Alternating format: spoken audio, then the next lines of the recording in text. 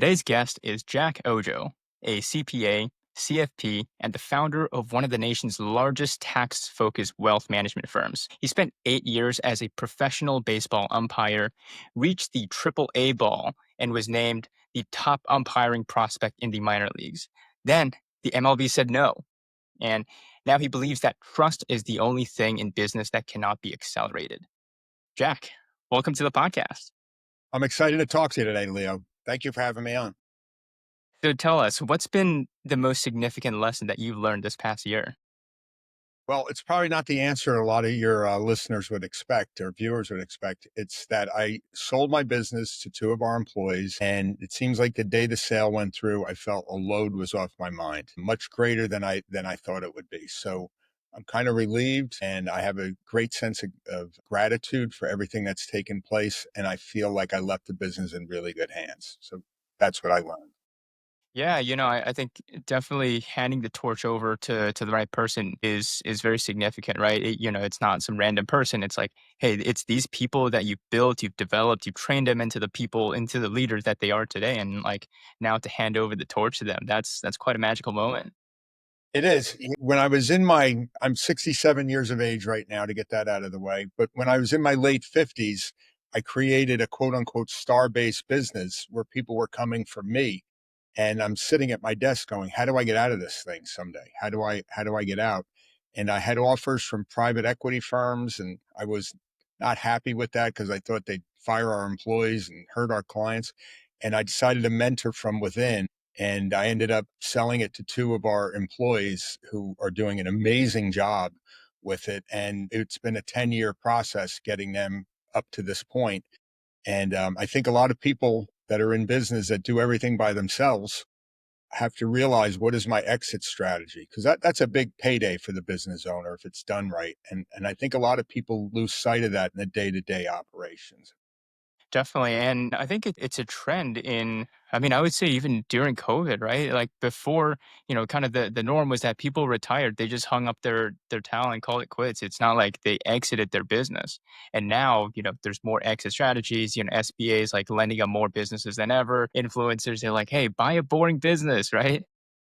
Well, people aren't raised that way. You're raised to work for somebody else, do a good job, work in corporate America, and they end up firing you at some point along the way. We had a parade of people doing 401k rollovers to help our business grow.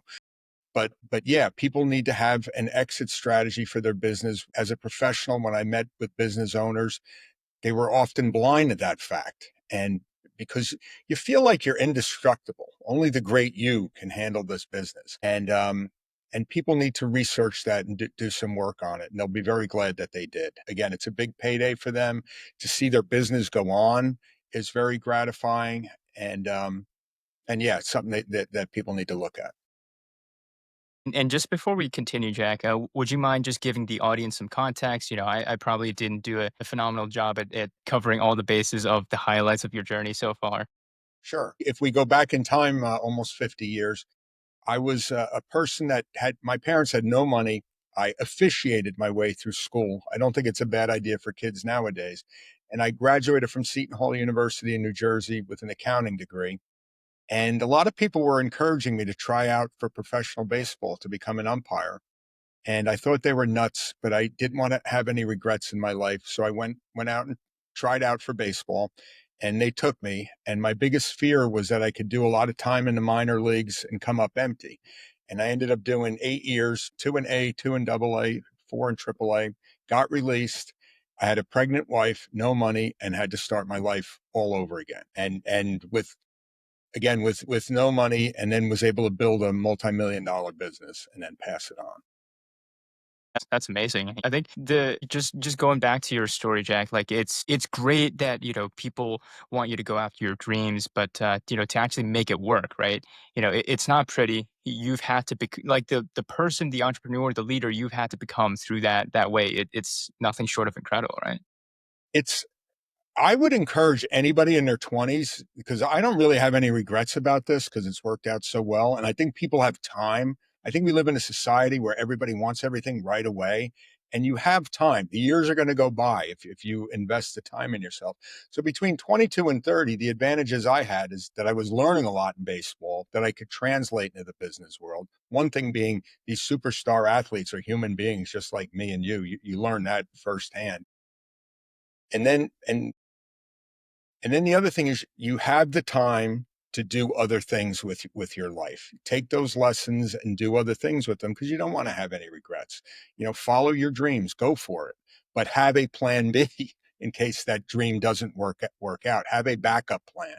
And in my case, when I was in baseball, I knew that the release could always come. You know that. Every player knows that. And then you have to have something in your mind. What am I going to do when that day happens? And when I got my release, my wife and I had a plan that we put together, a 4-year plan that we put together that we executed, and things worked out very well. You hit on something very interesting that I think not enough people talk about is that athletes are just like regular people. I think now more than ever because social media is so prevalent and like people have big followings and stuff. It's just like some people get placed on pedestals for no reason. And like we sometimes forget that like we're all human. We're all like cut from the same cloth. Like we put on the pants the same way. And yeah, like having that perspective is super important. I was with some iconic people when I was in baseball. I mean, I met Ted Williams. I had a 30-minute conversation with Ted Williams on the strike zone. In 1985, in the West Palm Beach Instructional League, I was the crew chief, and I was told I was going to have weekly meetings with the farm director. When I asked, who's the farm director? Barney Deary, the head of the umpire development program, said, Hank Aaron. And I said, I'm going to be having weekly meetings with Hank Aaron. And he goes, yeah. And you're meeting with like icons, like superstars. And you realize these guys are human beings just like the rest of us. And when you're coming out of baseball, my thinking was if I want to go into business, the first thing I need to do, and this is a big Rick Pitino thing from his book, was the first thing you have to do to be successful is deserve success. So I thought if I'm going to be in accounting or finance, I need to be better than everybody else out there. And I thought the path to that was through massive amounts of education. So what I did, and again, to deal with the herd of baseball too, by the way, I was hired by Ernst and Young. I got a foot in the door because they did the audit for Major League Baseball. But I got my CPA, CFP, master's degree in taxation, securities and insurance license within 3.5 years while working full time and having 2 children and no money.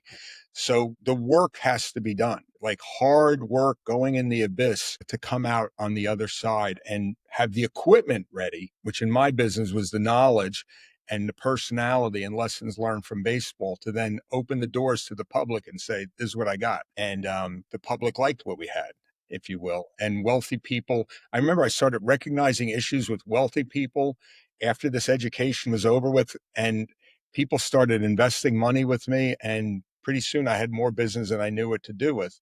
And I see people in sports too, where they think there's an entitlement. I did 5 to 10 years of professional sports. Now I'm going to go into the business world, and instantly I'm expecting success when they need to go back and do the right things and build a foundation and go. And that can be hard for people, but you need to do it. Yeah. And this might be a philosophical question, but as far as success nowadays, do you think it's easier for people to succeed or harder? Think it's harder. I think it's much harder because I think there's so many regulations on small business owners now.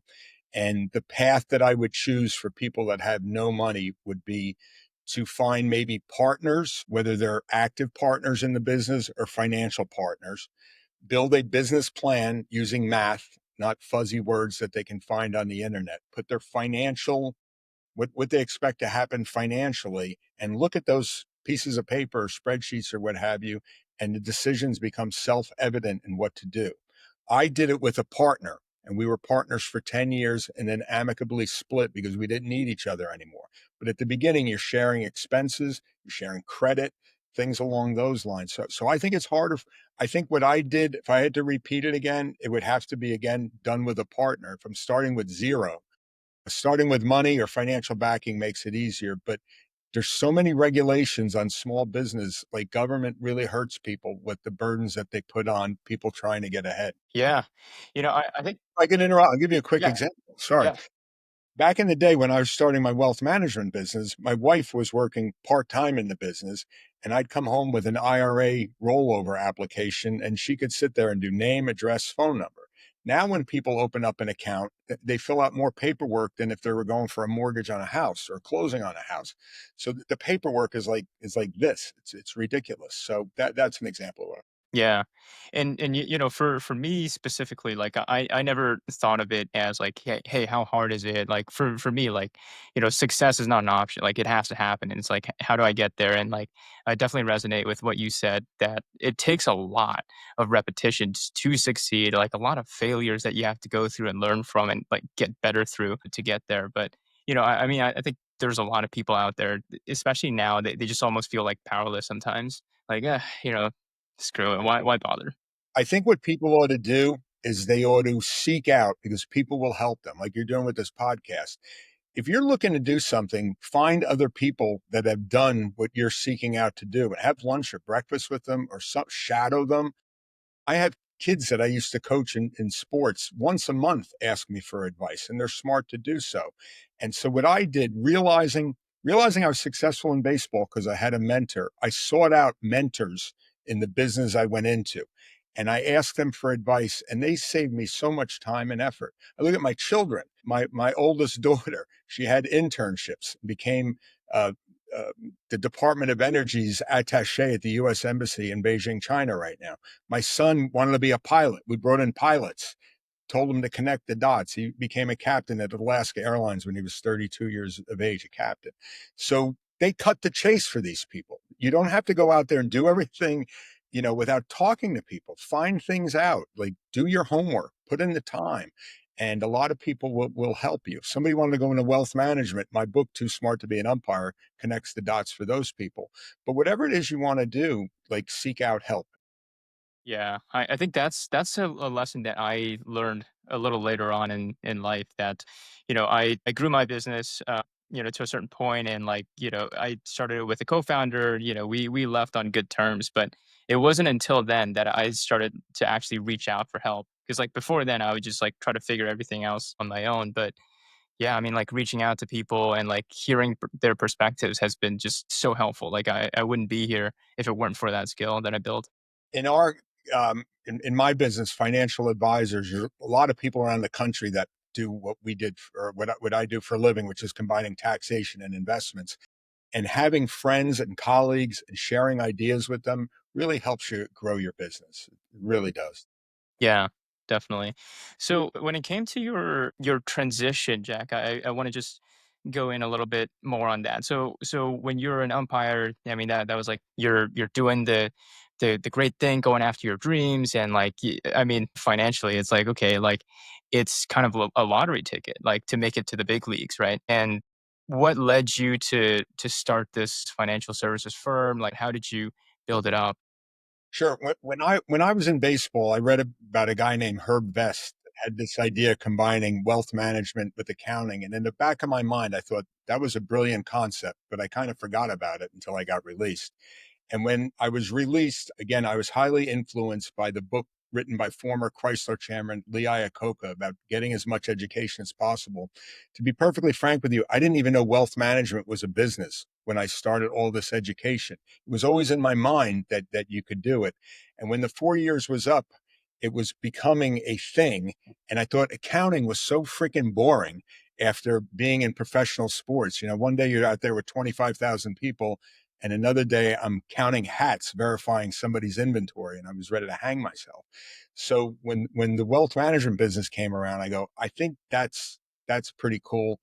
And I looked into it, and with my partner and I were both accountants, and we thought the wealth management thing would be pretty interesting. And being a CPA and having investment knowledge is very attractive to the public, and especially small business owners. We didn't realize it was that attractive to the public.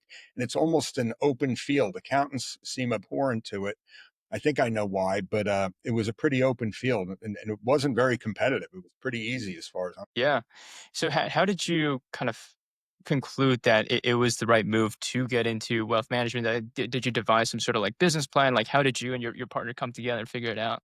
We came up with a process that worked pretty quickly. We were thinking, how do we get somebody to have $1 million or more? Why would they invest their money with us?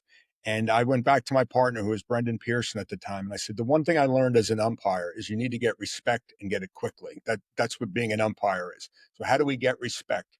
And we created a process where we developed a financial planning organizer. We took clients through about a 1 or 2 hour intensive data gathering process. We wrote a financial plan for them for free, where we identified the issues we saw in their life. We made an analysis and recommendation and gave it to them in writing that they could take to their attorney, internet, what have you. And they could come back in if they were interested. And in 95 to 100% of the cases, we closed all that business because we were making ourselves vulnerable to each other. The way you build trust is through mutual respect, under promising, over delivering, and demonstrating that you really care about people. And that's how we did it. Again, I consider myself a nerd. I still am a nerdy accountant at heart, and I'm self-aware of that.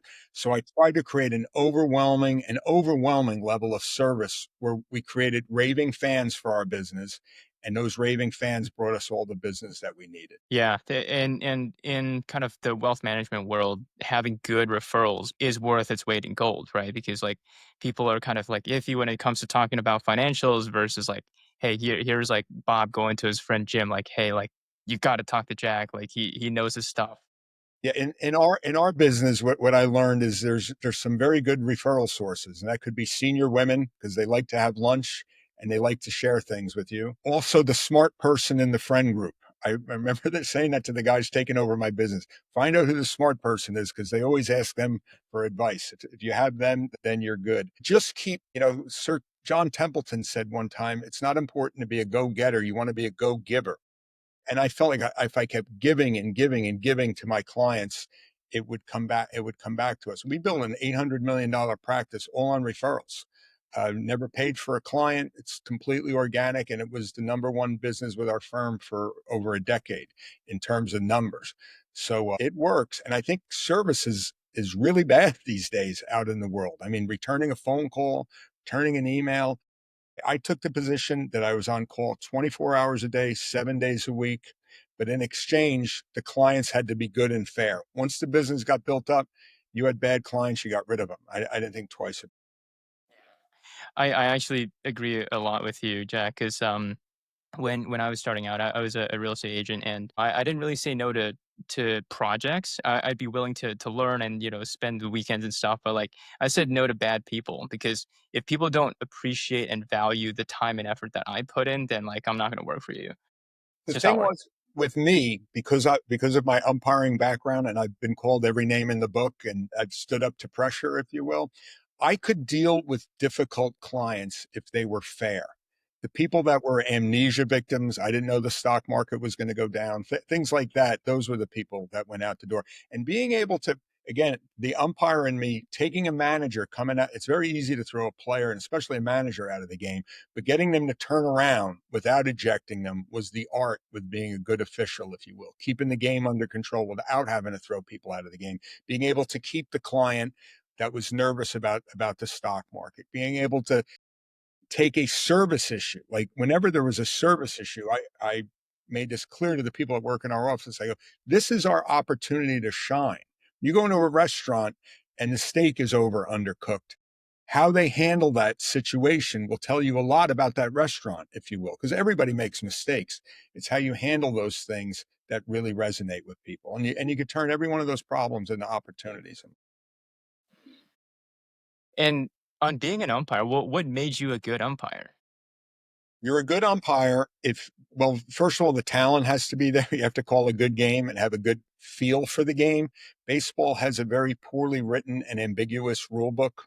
So again, being able to call a game and being able to get mutual respect from the players and managers was very important. That was important in my day in the 80s and 90s. Today, if you could take the phone and call a ball or strike or safer out, I don't know how important the job is. I think AI is making the umpire's job less valuable, like it is many things in our society. So back then, having a good human relation skills was a big deal. Now, not so much. Well, maybe it Yeah. is still now, but it's phasing out. Let's put it that way.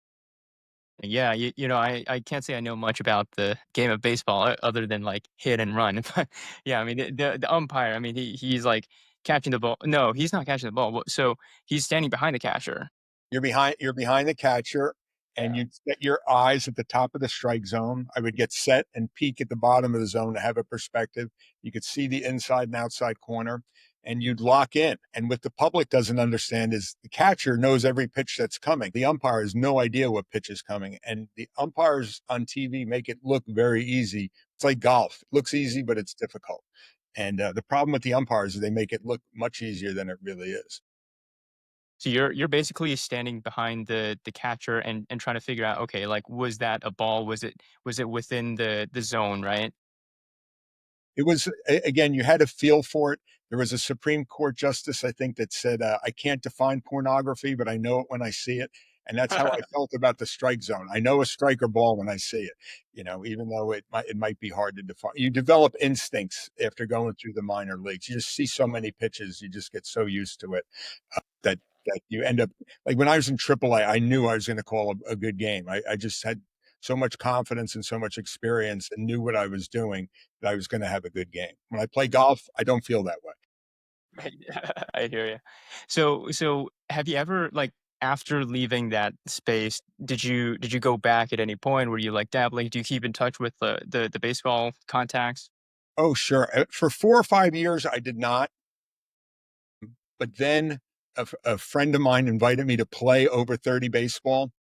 And I played over 30 baseball for about 20 years. I ended up coaching kids for many years.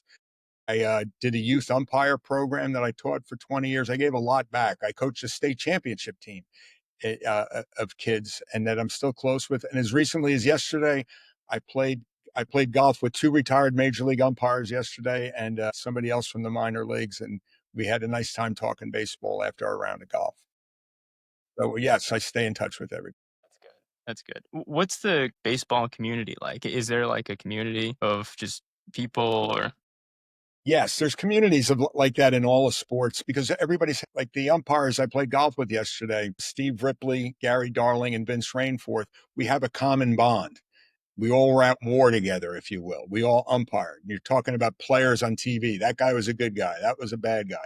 So this common bond that you have that most other people don't go through, that's what keeps people together. Like teammates, people that played on any sports team. There's nothing better in sports than winning a championship. There's no greater high than winning a championship. So there are bonds. I played our high school baseball team won our state championship 50 years ago, and our high school's bringing us back in a few weeks to honor us before a game. So that's a 50-year bond, if you will. It also helps at your business, creating contacts with people Mhm. from other than your business, that can get you more business, if you will. So, yeah. Yeah. Yeah, I mean the right people can come from anywhere, right? I think that's the beauty of networking.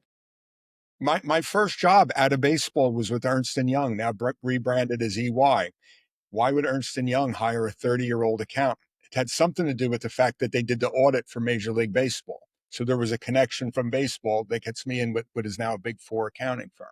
So you never know where these connections can come.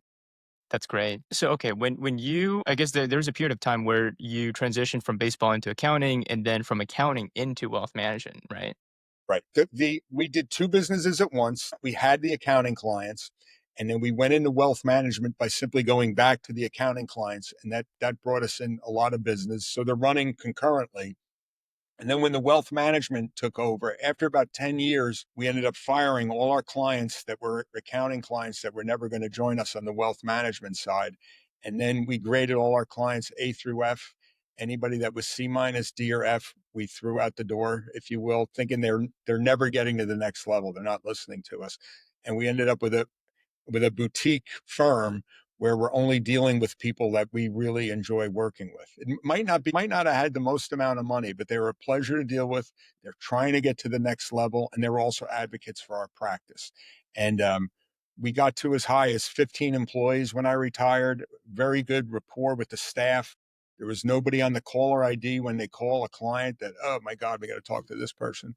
So we had a lot of fun over the years. We had a very fun business, and it was very successful. Nice. And I'm sure behind the scenes, there was a lot of tough problems you had to solve and, like, challenges you had to go through. The hardest problems were with government regulation and when there were employee problems, which fortunately I didn't have a lot of that. I had one woman that was an alcoholic and had to be fired. That was difficult. It's very hard for me to fire somebody. That's the hardest thing for me to do. It's a lot easier for other people, but it's very hard for me. For me, the worst thing was dealing with bad employees, also dealing with clients going through a divorce or business partners separating. I just hated that. And then the compliance has gotten so bad in financial services needs to be regulated, but it needs to be proper. And having people sign endless amount of forms is it's just our business is not properly regulated. When the federal government comes in to audit us, they don't know what we're doing.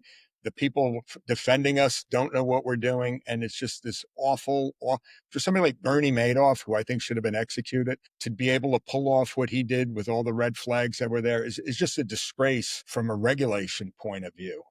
That should never be happening. And so again, regulation needs to be proper, but it's too convoluted in my view. Yeah, totally. And now when it comes to the business side, when you're building up your firm, what were kind of the one or two kind of hardest problems that you solved for? Let's say near the beginning.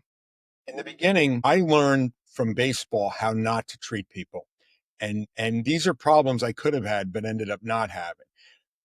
I remember having a staff meeting where we're going over our PTO and benefits plans. I let our employees create those plans, and they were very good plans. I kept my mouth shut and listened to what they had to say. Our employees had 100% employer provided medical coverage, which a lot of people don't do. I paid for all their medical insurance, plus contributed to an HSA account, a 401k plan with a 4% match, and then a discretionary match at the end of the year. I came up with a quantified quarterly bonus program where the numbers for the business were shared with the employees and they had quantified numbers of what they were getting paid. And there was no feelings behind it. I like you. I don't like you.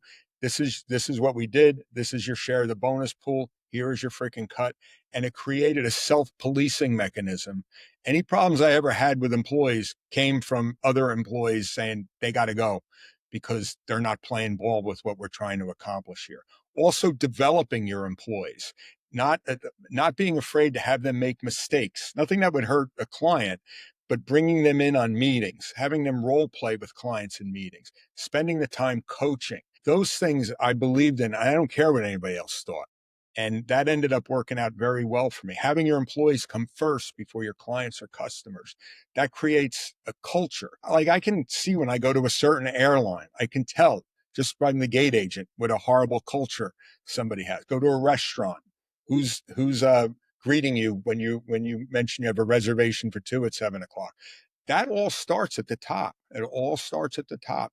And you have to, as a business owner, you need to create a very good culture where your employees genuinely like you, okay, and they want to work hard for your customers. That culture comes from you, and if you do that successfully, you can have a lot of fun and a really good business. And when it comes to sharing numbers with employees, I know just like many different founders and like they have like differing opinions, like, oh, how much business should I share? And the fact that you shared it transparently, I mean that's really great. Was it possible because you grew out the team later on where like your business is already like big enough, or because then, if you share it too early, like, the concern is like, "Oh, maybe, like, someone's like, well, I'm doing this much work compared to, like, what you're doing. I feel like I deserve more. I want, like, equity into the business," or something like that. Any conversation like that an employee could have had with me, and if they felt that way, if they wanted to be at this point, I would say, this is what you need to do to get to this point. And if they got to that point, I'd give them more than what they even wanted. So there was never a problem with that. If they didn't get to that number, it was because of them, not me. And I laid that out for them. So those conversations were few and far between. Some people I said, you're doing a job where it's only worth a certain amount of money. I think you, the human being, are really smart and intelligent. But if you don't get these other designations or get some more education, the position is only worth a certain amount of money. I've had those conversations with people, but I tried to help them grow and thrive. I really did. Yeah, I think the key word is try to help them understand the perspective, right? Because I think most people, they can only think from their perspective. But, for you as the leader, you see everything and you're like, "Hey, like, this is what this position is doing. This is how it brings value to the business. Like, if you wanna get here, let's do that, but here that's what you need to do." Well, I know that the two guys taking over my business asked me what they needed to do to be sitting in my shoes one day. And I told them, you connect these dots and you'll be sitting in my shoes one day. And now they're sitting in those shoes. A lot of other people look at me and go, I'm not willing to do all that. And I'm like, well, what can I tell you? Get it's, proof over promises. Yeah. That's the saying. I like it. So what were kind of the best decisions that you've made in your business? The best decisions were just to move slowly through everything. One thing I kind of had this debate with myself going forward is I never made an acquisition. And because I never realized the business would become so successful just through organic growth. If I look back on it, the formula we created did work. Okay. I didn't know it was going to work this well. And maybe I could have put my neck on the line, borrowed some money, and made some acquisitions and created this huge, like Ken Fisher type of firm or something along those lines. So there's a part of me that wrestles with that. But the decisions were to go slowly and always have, I think one of the best decisions I made, it's something I learned from my baseball off-season jobs, was to always have one and a half people around, more employees than what you need. Again, contrary to what most people think, because I knew I was never going to have a service issue. I didn't want a client to call and go, we're kind of busy. It's tax season. I'll get back to you in 2 days or something along those lines. Or your tax return's not being filed on time because we're too busy. I didn't want to hear that. So we always had extra people so we could do not only great customer service, but undertake proactive initiatives. You never want to be understaffed. An example would be going to Dunkin' Donuts in the morning and seeing a line out the door because there aren't enough people serving coffee for you. That store isn't being operated. Okay. It's nice that you're busy, but you need more people back there. It's the same type of concept. It's funny you brought up that analogy because that was me. Dunkin' Donuts was my first job, and I was making sandwiches. I was up in, Massachusetts, and, like, man, people were cranky back then.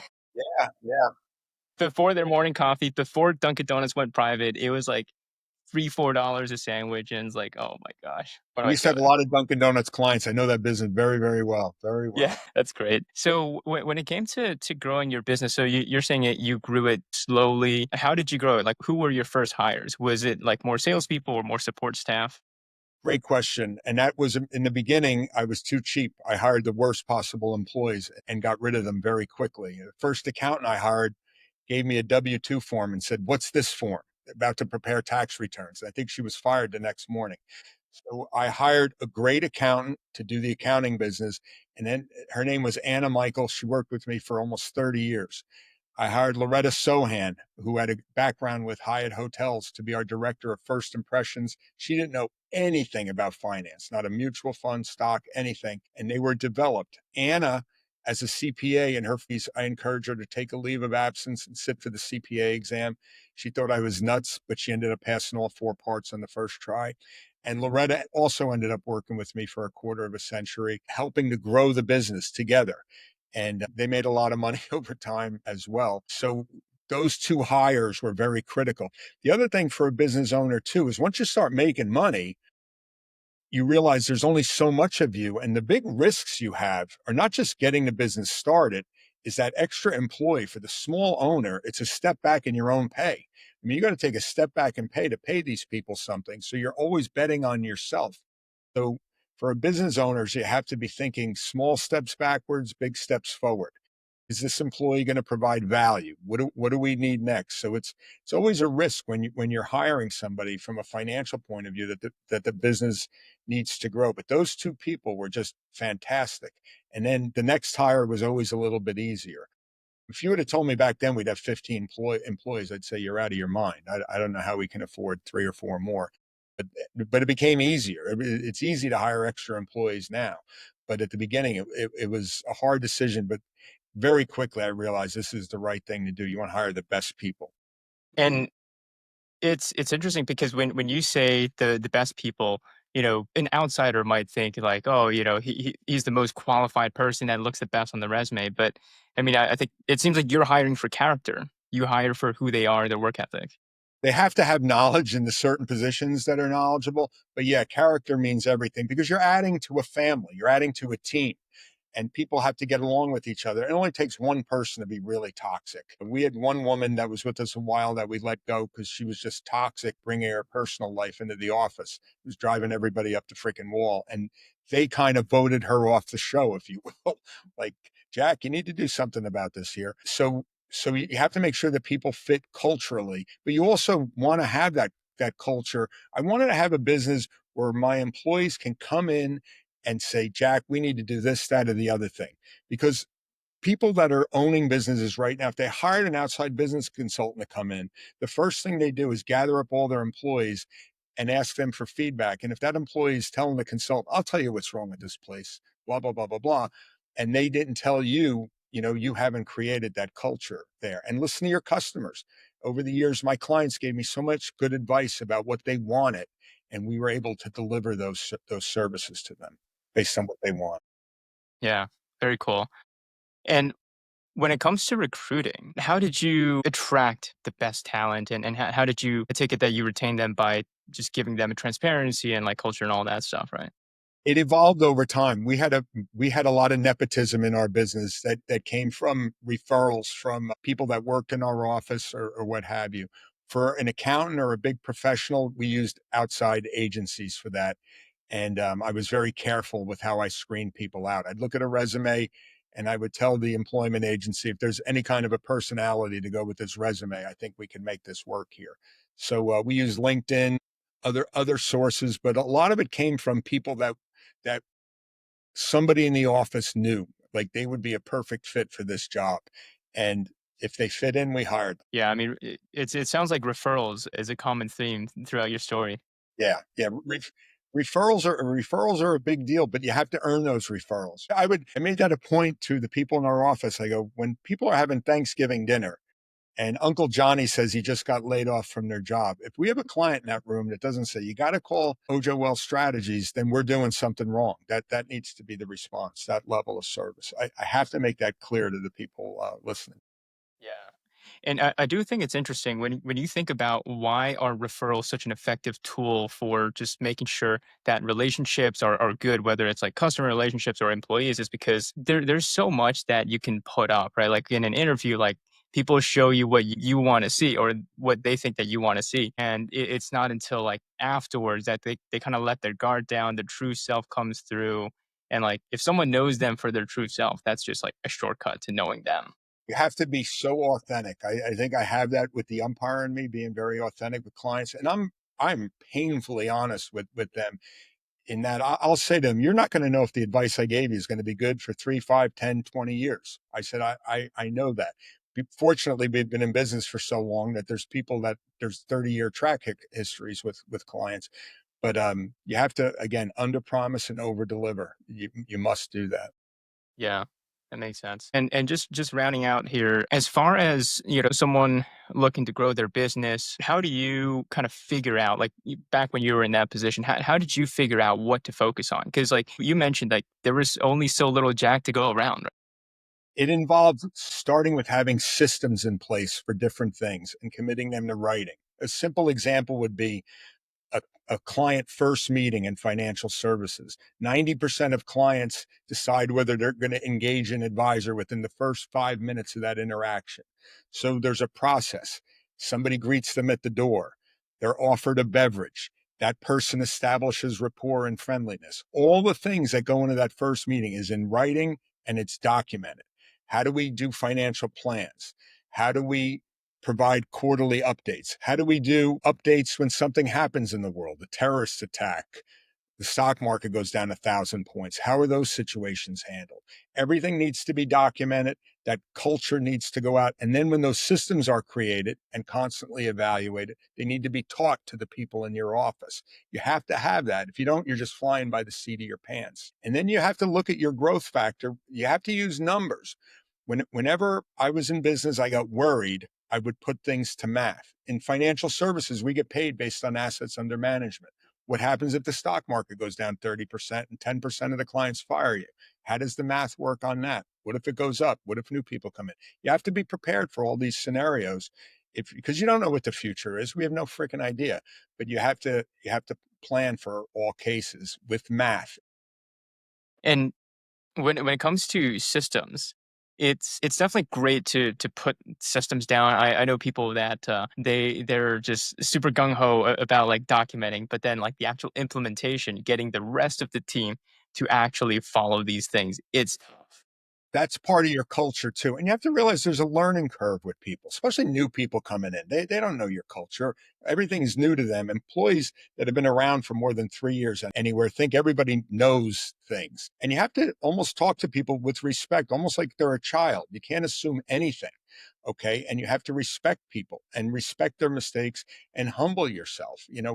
I always say to the people in our office, I'd be the first one fired. Half the things I can't even do. I'm embarrassed to ask people for questions because you own the place and you don't even know how to work the postage machine or whatever it is. So you have to be very patient with people and nice to people so they're not afraid to ask these things. And all these processes have exceptions, to the rule. What happens if four people call me at the same time? Who do I call first? Things along those lines you coach people through. Yeah, very well said. So yeah, just to round out the conversation, was there anything like looking back that you would do differently at all?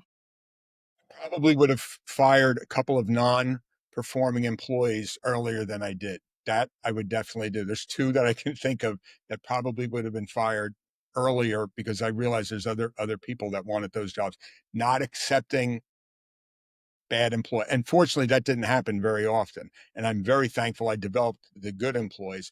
That is a regret of mine, and possibly just not acquiring more businesses. I am so grateful to God for how this business worked. It is beyond my wife's and I wildest dreams what has taken place here. So, and maybe on a personal level, like a lot of small business owners I know as an advisor, they start making a lot of money and they think they're on a magic carpet ride and it's going to end someday, and they live way below their means, building up all clients that have so much money. It could be a plumber with $5 million that thought, I don't know when the bad time is going to come, and they don't get to enjoy themselves. So I might have bought a bigger house a little bit earlier and enjoyed more time with my family and probably worked less, believe it or not, a little bit less because I thought something bad could always happen at some point in time. And I think that's common for business owners. I do.